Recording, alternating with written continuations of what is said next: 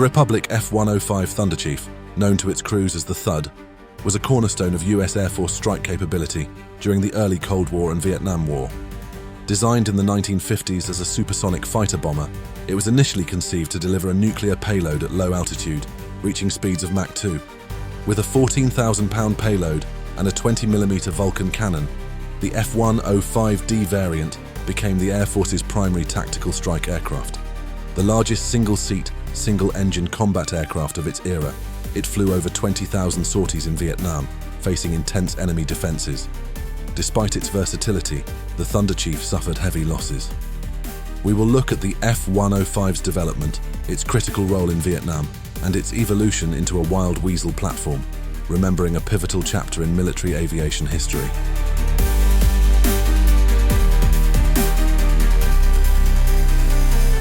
In the early 1950s, Republic Aviation aimed to succeed its F-84F Thunderstreak with a supersonic fighter bomber optimized for nuclear strikes.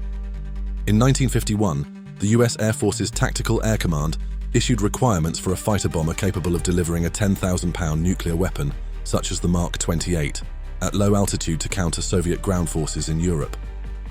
Led by Alexander Kartveli, designer of the P-47 Thunderbolt, Republic launched the F-105 project as a private venture to meet these demands for high-speed, low-altitude penetration missions. The Thunderchief featured a robust airframe, powered by Pratt Whitney J75 turbojets. Early models used J75P3 or J75P5 variants, while later F-105Ds adopted the J75P19W, delivering 24,500 pounds of thrust with afterburner, enabling Mach 2 performance. Its design included a large internal bomb bay for a nuclear payload, swept forward wing root intakes for improved aerodynamics, a T-tail for high-speed stability, variable geometry intakes for engine efficiency, and a 20mm M61 Vulcan cannon for defensive capability. The ANASG-19 Thunderstick fire control system integrated radar and bombing computers, enhancing precision strikes. The YF-105A prototype took flight on October 22, 1955, but development encountered significant obstacles. Aerodynamic drag required area ruling adjustments to reduce supersonic resistance, and a 1956 YF-105B crash due to hydraulic and structural issues. During high-speed testing, required additional refinements, briefly delaying flight evaluations. Transitioning from the Allison J71 interim engine to the more powerful J75P3 and P5 in F-105Bs, and later the J75P19W in F-105Ds, caused further delays, as did integration of advanced avionics, including the NASA R-14A radar and ANASG-19 system. The Air Force initially contracted for 132 F-105Bs in 1952, with plans for up to 199, but Cold War budget constraints and President Eisenhower's New Look policy, which prioritized missiles over tactical aircraft, reduced this to 75, redirecting funds to the F-105D and F-105F. In 1958, the F-105B entered service with the 4th Tactical Fighter Wing at Eglin Air Force Base, equipped with radar and navigation upgrades. By 1960, the F-105D, with all-weather capability and enhanced targeting systems, became the definitive variant with 610 units produced. Capable of carrying 14,000 pounds of ordnance, including conventional bombs and missiles, the F-105D was a technological leap. However, its complex hydraulic radar and avionics systems posed maintenance challenges, requiring extensive ground crew training. Republic established specialized maintenance programs at Eglin Air Force Base to prepare crews for these demands. Despite early setbacks, the Thunderchief proved its potential as a versatile strike platform, setting the stage for its critical role in the escalating Vietnam War. I'd like to take a moment to tell you about our epic giveaway. Thanks to our friends at the Military Shop, we're giving away 2 incredible RAAF-approved A2 leather flight jackets.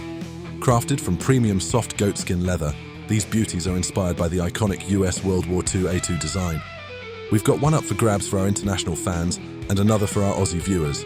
Plus, if you're RAAF personnel, your jacket comes with hook and loop panels for patches, fully approved for uniform wear.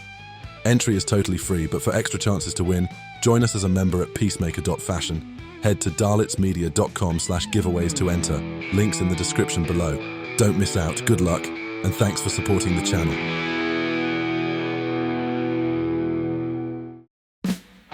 When the Vietnam War intensified in 1965, the Republic Thunderchief, primarily the F-105D variant, became the US Air Force's principal strike aircraft for operations Rolling Thunder, Steel Tiger, and Barrel Roll. Assigned to units like the 355th and 388th Tactical Fighter Wings, based at Tuckley and Korat Royal Thai air bases, F-105s flew over 20,000 sorties between 1965 and 1970, delivering more ordnance than World War II B-17 bombers, contributing significantly to the USAF's 1.5 million tons of bombs dropped in Vietnam. Their primary targets included North Vietnamese bridges, railways, supply depots and military installations, often in heavily defended areas around Hanoi and Haiphong. Key targets included the Thanh Hoa Bridge, a heavily fortified rail and road link, and the Yen Bai airfield, a MiG base. Carrying up to 14,000 pounds of bombs, including 750-pound M117s, 3,000-pound M118s, and occasionally AGM-12 bullpup missiles, the Thunderchief excelled at low altitude, high-speed strikes, leveraging its Mach 2 capability, 1,390 miles per hour at altitude, to evade defenses. The ANAPN-131 Doppler radar enabled precise navigation at 500 feet, enhancing its terrain-following effectiveness. However, these missions exposed the F-105 to formidable threats. North Vietnamese forces employed SA-2 guideline surface-to-air missiles, or S-75 Divina, with over 150 SAM sites by 1967. There was also dense anti-aircraft artillery, 7,000 guns including 57mm and 85mm, and MiG-17 and MiG-21 fighters, creating one of the most defended airspaces in history. F-105 squadrons, often escorted by F-4 Phantom IIs for MiG suppression, adopted tactics like dive bombing from 15,000 feet and terrain masking at low altitude to minimize exposure, guided by the ANASG-19 Thunderstick fire control system. Despite these measures, losses mounted rapidly.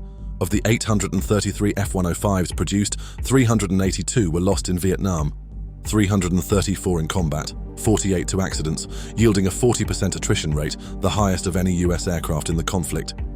Most losses were attributed to ground fire, such as AAA during low-level runs, and SA-2 missiles, particularly during ingress and egress over target areas. The F-105's large size, 64.5 feet long, 50,000 pounds gross weight, and single-engine design made it vulnerable. Not to mention its complex hydraulic and avionics systems complicated battle damage recovery, often requiring extensive repairs at forward bases like Da Nang. By 1970, the Air Force began phasing out the F-105 from strike roles, replacing it with the more survivable F-4 Phantom II and F-111 Aardvark, which offered twin engines and advanced terrain-following radar.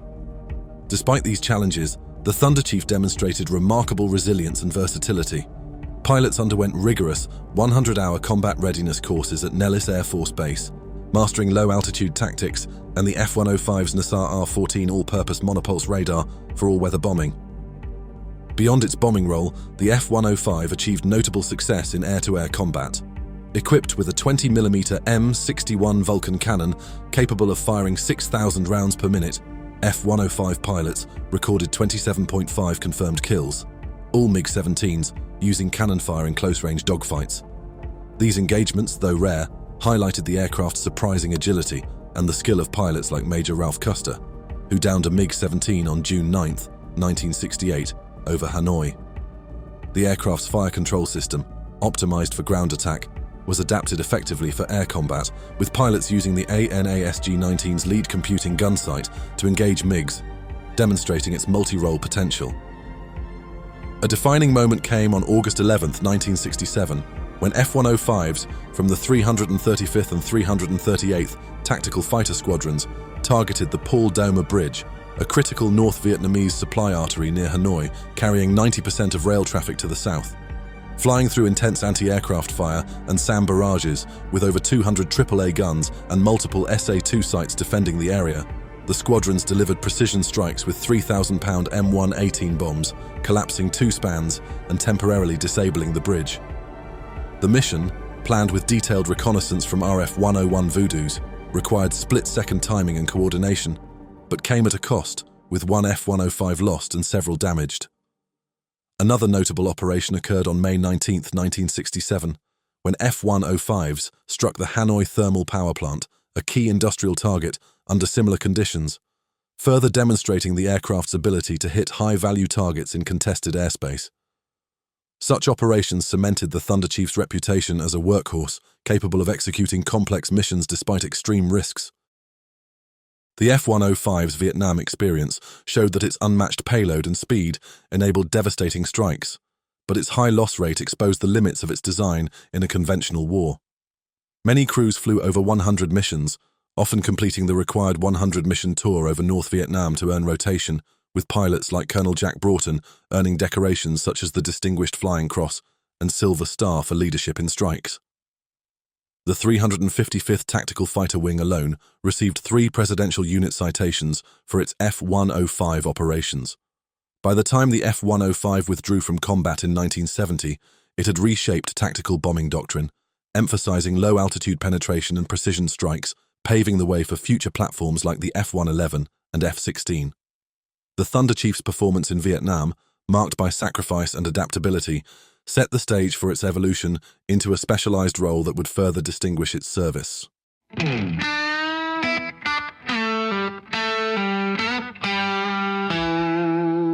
As North Vietnam's SA-2 surface-to-air missile systems posed an increasing threat to U.S. air operations, the F-105 adapted to new high-risk tasking, suppression of enemy air defenses, or SEAD.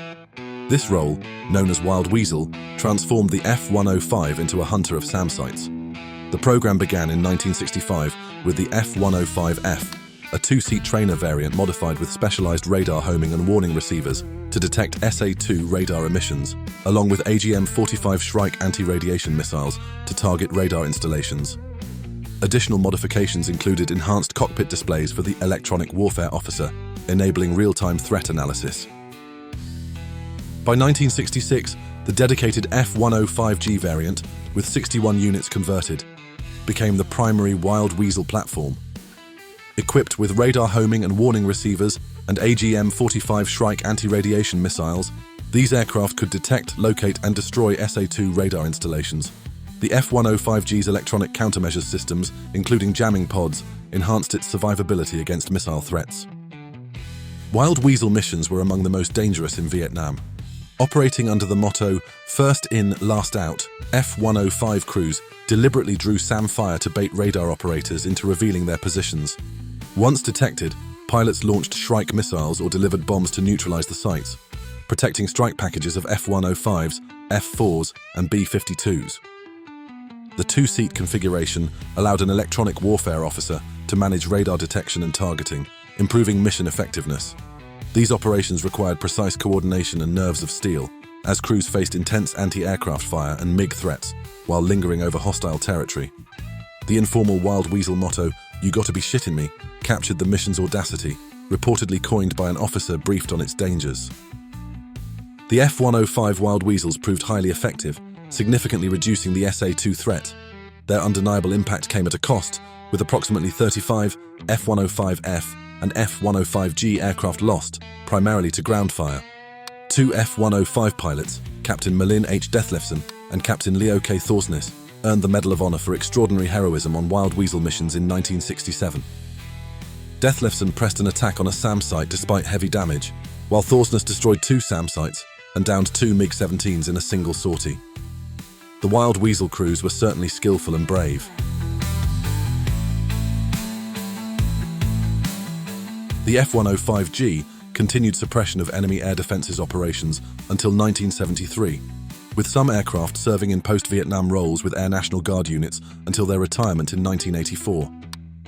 The Wild Weasel mission pioneered tactics and technologies that remain central to modern SEAD platforms like the F-16CJ.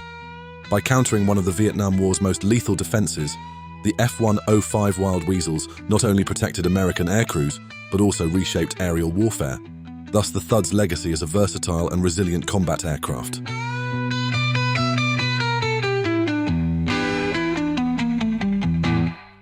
By 1970, the F-105 Thunderchief was phased out of Vietnam strike missions, replaced by the more survivable F-4 Phantom II and F-111 Aardvark. Its high loss rate, 382 of 833 aircraft prompted the shift, though the F-105G Wild Weasel variant continued suppression of enemy air defenses operations until 1973.